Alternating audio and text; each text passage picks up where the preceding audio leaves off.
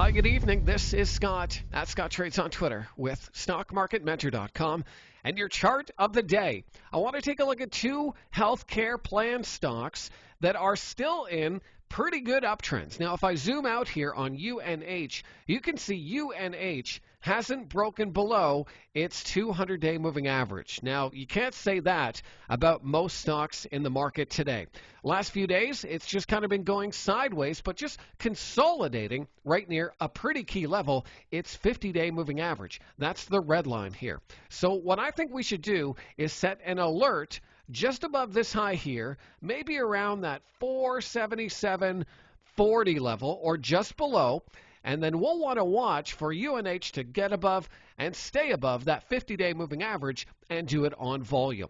Another healthcare plan stock is Anthem, ticker ANTH. ANTH is already above its 50-day moving average and has this nice daily flag pattern. Resistance, resistance, and it's right under resistance here now. So we want to see it get above, stay above, and do it on volume. And the thing that makes me the most excited about this setup is the fact that in the last hour of trading today, we had a nice pickup in volume here.